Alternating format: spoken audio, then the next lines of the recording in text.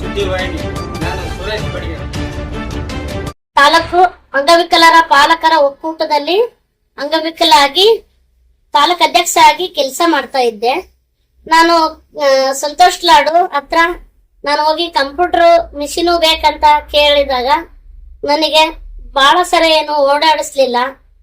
ನನಗೆ ಒಂದಟು ಎರಡಟು ಕೇಳಿದ ತಕ್ಷಣ ನಿನಗೇನ್ ಬೇಕಮ್ಮ ಅಂತ ಕೇಳ್ಬಿಟ್ಟು ನನಗೆ ಸಂತೋಷ್ ಲಾಡು ಸರ್ ಅವರಿಗೆ ಬಹಳ ನಾನು ಚಿರಋಣಿಯಾಗಿ ಇರುತ್ತೇನೆ. ಅವರು ತುಂಬಾ ಅವರಿಗೆ ಥ್ಯಾಂಕ್ಸ್ ನನ್ನಿಂದ. ಆಮೇಲೆ ಅವರು ಇದರಂತೆ ಅಂಗವಿಕಲರಿಗೂ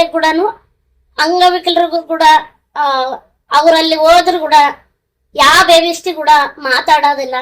ಏನ್ ತಾಯಿ ಏನಪ್ಪಿ ಏನ್ ಬೇಕು ಅಂತ ಕೇಳ್ತಾರ ಹೊರತು ನಿರಾಕರಿಸಿ ಮಾತಾಡೋದಿಲ್ಲ. ನೀವು ಕೂಡ ಅಂಗವಿಕಲರು ಆಗ್ಲಿ ನಿಮ್ಮಲ್ಲಿ ನಿಮ್ಮ ಕಾಲ್ ಮೇಲೆ ನಿಲ್ಬೇಕು. ನೀವು ಕೂಡ ಪಡ್ಕೊಳ್ರಿ. ನಾನು ಕೂಡ ಅಂಗವಿಕಲರು ನಾವು ಜೀವನ ಹೆಂಗ್ ಮಾಡ್ಬೇಕು ಅಂತ ಯೋಚನೆ ಮಾಡಿಬಿಟ್ಟು ಸಂತೋಷ್ ಲಾಡ್ ಹತ್ರ ಹೋಗಿ ಕಂಪ್ಯೂಟರ್ ಮಿಷಿನು ಇವತ್ತು ನನಗೆ ತಂದು ಕೊಟ್ಟು ಸೆಟ್ ಮಾಡಿಕೊಟ್ಟು ಅವರು ನಾನು ಇದ್ದಲ್ಲಿಗೆ ಬಂದು ಕೊಟ್ಟು ಹೋಗಿದ್ರು. ಅವರಿಗೆ ಕೂಡ ತುಂಬಾ ಥ್ಯಾಂಕ್ಸ್. ನಾನು ಅನಿಲ್ ಅಂತ ಸಂತೋಷ್ ಲಾಡ್ ಫೌಂಡೇಶನ್ ಸಿಬ್ಬಂದಿ ನಾನು. ಸೊ ನಾವು ಫೌಂಡೇಶನ್ ಅಲ್ಲಿ ಇವರು ರೇಣುಕಾ ಅಂತ ಇವರು ಸಂತೋಷ್ ಲಾಡ್ ಅವ್ರ ಹತ್ರ ಭೇಟಿ ಆಗ್ಬಿಟ್ಟು ಅವರ ಜೀವನಕ್ಕೆ ಏನಾದ್ರು ಮಾಡ್ಕೊಡಿ ಅಂತ ಕೇಳಿದ್ರು. ಸೊ ಏನ್ ಬೇಕು ಅಂತ ಕೇಳಿದಾಗ ಅವ್ರು ಹೇಳಿದ್ರು ನಾನು ಜೆರಾಕ್ಸ್ ಮಷೀನ್ ಹಾಕೊಂತೀನಿ, ಆಮೇಲೆ ನಮ್ಗೊಂದು ಕಂಪ್ಯೂಟರ್ ಹಾಕೊಡಿ ಅಂತ ಹೇಳಿದ್ರು. ಸೊ ಅದ್ರ ಪ್ರಕಾರ ನಾವಿವತ್ತು ಬೆಂಗಳೂರಿಂದ ಹೊಸಪೇಟೆಗೆ ಬಂದು ಹೊಸಪೇಟೆಯಿಂದ ನಿಮ್ಮ ಊರಿಗೆ ಹನುಮನಹಳ್ಳಿಗೆ ಬಂದು ಸೊ ಇಲ್ಲಿ ನಾವು ಇದನ್ನ ಹಾಕೊಟ್ಟಿದ್ದೀವಿ. ಇವತ್ತು ಪಿಂಜಾರ ಏನಿದೆ ಅಗ್ರಿಬೊಮ್ಮನಹಳ್ಳಿ ಹತ್ರ ಇರುವಂತಹ ಪಿಂಜಾರ ಹೆಗ್ನಾಳ್ ಅಂತ ಒಂದು ಊರಿದೆ. ಸೊ ಹಾಗೆ ಇದಕ್ಕೂ ಮೊದಲು ಸೇಮ್ ಇದೇ ಸೆಟಪ್ ಅನ್ನ ನಾವು ಹನುಮನಹಳ್ಳಿಯಲ್ಲೂ ಕೂಡ ಹಾಕೊಟ್ಟು ಬಂದಿದ್ದೀವಿ. ಸೊ ಇಬ್ರು ಕೂಡ ಅವ್ರನ್ನ ಭೇಟಿಯಾಗಿ ಕೇಳಿದ್ರು. ಹೀಗೆ ಸಾಕಷ್ಟು ವಿಶೇಷಚೇತನರು ಇರ್ಬೋದು ಅಥವಾ ಅಸಹಾಯಕರು ಇರ್ಬೋದು ಅಥವಾ ನೊಂದವರು ಇರ್ಬೋದು ಸಂತೋಷ್ ಲಾಡ್ ಅವ್ರನ್ನ ಭೇಟಿಯಾಗಿ ನಮ್ಗೆ ಏನಾದ್ರು ಮಾಡ್ಕೊಡಿ ಅಂತ ಹೇಳಿದವಾಗ ಹಾಗೆ ಸಾಕಷ್ಟು ಮಕ್ಕಳು ಕೂಡ ಅವ್ರ ತಂದೆ ತಾಯಿ ಕೂಡ ಅವ್ರನ್ನ ಭೇಟಿ ಆಗ್ತಾರೆ. ಎಜುಕೇಶನ್ಗೆ ಏನಾದ್ರು ಹೆಲ್ಪ್ ಮಾಡಿ, ನಮ್ಮ ಫೀಸ್ ಕಟ್ಟೋದಕ್ಕೆ ಕಷ್ಟ ಆಗ್ತಾ ಇದೆ. ಅದು ರೈತರ ಮಕ್ಕಳಾಗಿರ್ಬೋದು, ಈ ಭಾಗದ ಗಣಿಗಳಲ್ಲಿ ಕೆಲಸ ಮಾಡಿರುವಂತ ಮಕ್ಕಳಾಗಿರ್ಬೋದು, ಅವ್ರ ಮಕ್ಕಳಾಗಿರ್ಬೋದು, ಎಲ್ಲರೂ ಕೂಡ ಇವತ್ತಿನ ಯಾಕಂದ್ರೆ ನಿಮ್ಗೆ ಗೊತ್ತುಂಟು ಈಗ ಎಜುಕೇಶನ್ ಎಷ್ಟು ಕಾಸ್ಟ್ಲಿ ಆಗಿದೆ ಅಂತ ಅಂದ್ಬಿಟ್ಟು, ಜೀವನ ಮಾಡೋದು ಎಷ್ಟು ಕಾಸ್ಟ್ಲಿ ಆಗಿದೆ ಅಂತ ಅಂದ್ಬಿಟ್ಟು. ಸೊ ಅದೆಲ್ಲ ಬರ್ಸಕ್ಕಾಗದೇ ಇದ್ದವಾಗ ಡಿಗ್ರಿ ಅಂತ ಎಜುಕೇಶನ್ ಈ ಭಾಗದ ಜನರು ವಂಚಿತರಾಗ್ತಾರೆ. ಆ ವಂಚಿತರಾಗೋದು ಬೇಡ ಅಂತ ಹೇಳ್ಬಿಟ್ಟು ಅವ್ರಿಗೆ ಒಂದು ವಿದ್ಯಾರ್ಥಿ ವೇತನ ನಾವು ಕೊಡ್ತಾ ಇದೀವಿ. ಹಾಗೆ ಇವರಿಗೆ ಈಗ ಇವರು ಯಾರಿಗೂ ಡಿಪೆಂಡ್ ಆಗಬಾರ್ದು ಜೀವನದಲ್ಲಿ. ಹಾಗೆ ಇವ್ರ ಕಾಲ್ ಮೇಲೆ ನಿಲ್ಬೇಕು. ಸೊ ಇವರು 4 ಜನಕ್ಕೆ ಮಾದರಿ ಆಗ್ಬೇಕು. ಇವರಿಂದ ಇನ್ನೊಂದಷ್ಟು ಜನಕ್ಕೆ ಬದುಕೋ ಸ್ಫೂರ್ತಿ ಬರಬೇಕು ಅನ್ನೋ ಉದ್ದೇಶದಿಂದ ಈ ಒಂದು ಸೆಟಪ್ ಅನ್ನ ಇವತ್ತು ಇಲ್ಲೇ ಹಾಕೊಟ್ಟಿದ್ದೀವಿ. ಸೊ ಈ ತರ ಅಂಗಡಿ ನೀವು ನೋಡಬಹುದು ಇಲ್ಲಿ. ಸೊ ಇಲ್ಲಿ ಒಂದು ಕಂಪ್ಯೂಟರ್ ಇದೆ, ಹಾಗೆ ಒಂದು ಜೆರಾಕ್ಸ್ ಮಷಿನ್ ಕೂಡ ಇದೆ. ಸೊ ಇವರು ಇದನ್ನ ಈಗ ರಸ್ತೆ ನಿಮ್ಗೆ ಗೊತ್ತಾಗ್ತಿದೆ, ಈ ರೋಡ್ ಭಾಗದಲ್ಲೇ ಹಾಕಿದ್ದಾರೆ. ಈ ಭಾಗದಲ್ಲಿ ಯಾವುದು ಇಲ್ಲ ಈ ತರ.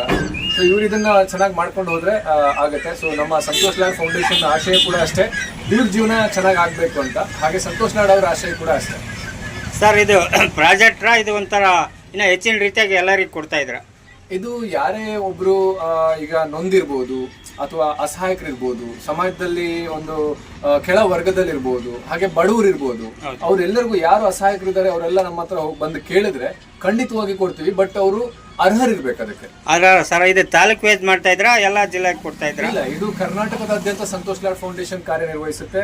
ಕರ್ನಾಟಕದಾದ್ಯಂತ ಯಾರೇ ಬಂದು ಸಂತೋಷ್ ಲಾಡ್ ಅವ್ರಿಗೆ ಸಹಾಯ ಕೇಳಿದ್ರು ಕೂಡ ಸಂತೋಷ್ ಲಾಡ್ ಫೌಂಡೇಶನ್ ಅವ್ರ ಮನೆಗೆ ಹೋಗ್ಬಿಟ್ಟು ಅಥವಾ ಅವ್ರ ಜಾಗಕ್ಕೆ ಹೋಗ್ಬಿಟ್ಟು, ನಾವ್ ಇವತ್ತು ಹೇಗೆ ಬೆಂಗಳೂರಿಂದ ಹೊಸಪೇಟೆಗೆ ಬಂದು ಇಲ್ಲಿ ಭಾಗಕ್ಕೆ ಬಂದಿದೀವಿ ಹಾಗೆ ಅಲ್ಲಿ ಹೋಗ್ಬಿಟ್ಟು ನಾವು ಇದನ್ನೆಲ್ಲ ಮಾಡ್ಕೊಡ್ತೀವಿ. ಅದು ವಿದ್ಯಾರ್ಥಿ ವೇತನ ಆಗಿರ್ಬೋದು, ರೈತರಿಗೆ ಸಹಾಯ ಆಗಿರ್ಬೋದು, ಅಥವಾ ಈ ತರ ಒಂದು ಜೀವನೋಪಾಯಕ್ಕೆ ಒಂದು ಸಹಾಯ ಆಗಿರ್ಬೋದು, ಇವೆಲ್ಲವನ್ನು ಕೂಡ ನಾವು ಅವರಿಗೆ ಸಹಾಯ ಮಾಡ್ತೀವಿ.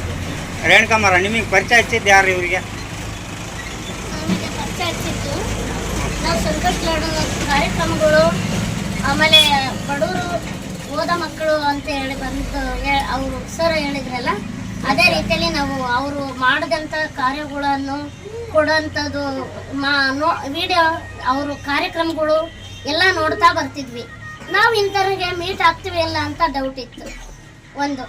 ನಾನು ಬೆಂಗಳೂರಿಗೆ 2 ಸರಿ ಅವ್ರನ್ನ ಹುಡ್ಕೊಂಡು ಹೋದಾಗ ಅಲ್ಲಿ ನನಗೆ 2 ಸರಿ ಹೋದ್ರು ನಾನು ಒಂದು ಸರ ಬೇಜಾರಲ್ಲಿ ನಾನು ಒಳ್ಳೆ ಬಂದೆ. 2 ಸರಿನೂ ಹೋಗಿದ್ದೆ, 2 ಸರಿನೂ ಒಳ್ಳೆ ಬಂದೆ.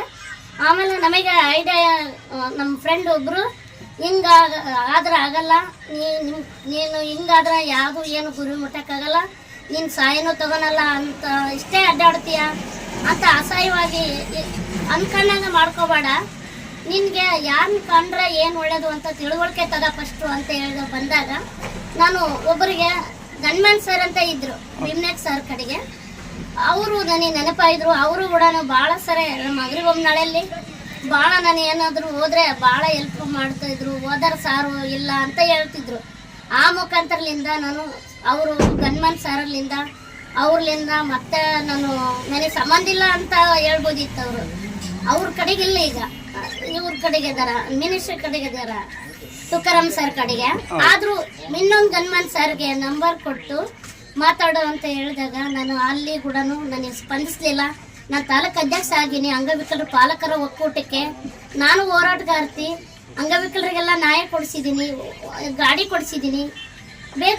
ಏನು ಬೇಕು ಏನಿಲ್ಲ ಅಂತ ಕೂಡ ನಾನು ಕೂಡ ಜನರ ಮಧ್ಯೆ ಕೆಲಸ ಮಾಡಿದ್ದೀನಿ. ಅಂಥವ್ರಿಗೆ ನಮಗೆ ಹೆಲ್ಪ್ ಮಾಡಲ್ಲ ಏನ್ರಿ ಸರ್ ಅಂತ ನಾನು ಅವ್ರ ಹತ್ರ ಗಟ್ಟಿಯಾಗಿ ಮಾತಾಡಿದಕ್ಕೆ ನನಗೆ ಇಂಥಲ್ಲಿ ಸೊಂಡೂರಿಗೆ ಬರ್ತಾ ಇದ್ದಾರೆ ಅನ್ನೋದೊಂದು ಇನ್ಫಾರ್ಮೇಷನ್ ಕೊಟ್ಟರು. ಸೊಂಡೂರಾಗ ಹೋಗಿ ನಾನು ಮೀಟ್ ಆದಾಗ ನನಗೆ ಭಾಳ ಖುಷಿ ಆಯಿತು. ಅಲ್ಲಿ ಕಂಪ್ಯೂಟರ್ ಕೊಟ್ಟರು ಅನ್ನೋ ಸಂತೋಷ ಆಯಿತು ನನಗೆ. ಅಲ್ಲೇ ಕೊಟ್ಟರು ಅನ್ನೋ ರೀತಿಯಲ್ಲಿ ಅವರು ನನ್ನ ಅಪ್ಪಿಕೊಂಡು ಭೇದ ಭಾವ ಇಲ್ಲದೆ ಮಗಳ ಥರ ಅಪ್ಪಿಕೊಂಡು ನನಗೆ ಏನು ಬೇಕಮ್ಮ ಅಂತ ಕೇಳಿದ್ರು ಅವರು. ನನಗೆ ಅದು ಭಾಳ ಖುಷಿ ಆಯಿತು. ಈಗ ಸಾರ್ ಹೇಳಿದಂಗಮ್ಮ, ನೀವು ಹೆಚ್ಚಿನ ರೀತಿಯಾಗಿ ಅವ್ರಿಗೆ ಕಾಂಟ್ಯಾಕ್ಟ್ ಮಾಡಿಕೊಡ್ರಿ. ಈ ಥರ ನಮ್ಮ ಕಡೆಯಿಂದ ಕೊಟ್ಟಿದ್ದಾರೆ ನಮ್ಮ ತಾಲೂಕಿಗೆ, ಇನ್ನು ಹೆಚ್ಚಿನ ರೀತಿಯಾಗಿ ನಿಮ್ಮ ಸಂಸ್ಥೆ ಏನೈತಾ ಅವ್ರ ಕಡೆಯಿಂದ ಕೊಡಿಸ್ಬೇಕಂತ ನನಗೆ ಅನಿಸಿರೋದು. ನಾನು ಎಲ್ಲರಿಗೂ ಮಾಡ್ಕೊಂಡು ಬಂದಿದ್ದೀನಿ. ನಾನು ಹೆಲ್ಪ್ ಮಾಡ್ಕೊಂಡು ಬಂದಿದ್ದೀನಿ. ನಾನು ನೊಂದಿರೋ ಹೆಣ್ಮಗಳು, ನಾನು ನೊಂದಂತೆ ಇನ್ನೊಂದು ಅಂಗವಿಕಲರು ಹೆಣ್ಮಕ್ಳು ಅಲ್ಲ, ಇನ್ನ ಎಷ್ಟು ನಮ್ದು ಮೂಲೆಯಲ್ಲೇ ಇದ್ದಾರೆ ಮನೆಯಲ್ಲೇ. ಅವ್ರು ಹೇಳ್ದಂಗೆ ಕೇಳಿ ಕಷ್ಟದಿಂದ ಬದುಕ್ತಾ ಇದ್ದಾರೆ. ಅವ್ರಿಗೆ ಕೂಡ ಸಂತೋಷ್ ಲಾಡ್ ಸಾರು ಹೆಲ್ಪ್ ಮಾಡ್ಬೇಕಂತ ನಾನು ಕೇಳ್ಕೊಳ್ತೇನೆ. ಸರ್ ತಮ್ಮ ಅನಿಸಿಕೆ ಸರ್, ಇವ್ರು ಮೇಡಮ್ ಅವ್ರು ಮಾತಾಡಿದ್ರು. ಯಾಕೆಂತಂದ್ರೆ ಇವ್ರದೆಲ್ಲ ಯಾಕಂದ್ರೆ ಅಂಗವಿಕಲರು ಅಥವಾ ನಮಗೆ ವಿಶೇಷ ಚೇತನರು ನಮ್ಗೇನು ಆಗಲ್ಲ ಅಂತ ಅವರು ಕೂತ್ಕೊಂಡಿಲ್ಲ. ಸೊ ಯಾರಾದರೂ ಒಬ್ಬರ ಹತ್ರ ಹೆಲ್ಪ್ ಕೇಳಬೇಕು ಅಂತ ಸಂತೋಷ್ ಲಾಡ್ ಅವ್ರ ಹತ್ರ ಹೋಗಿ ಹೆಲ್ಪ್ ಕೇಳಿದ್ದಾರೆ. ನಮಗೆ ಬದುಕೋಕೆ ಇಷ್ಟ ಇದೆ,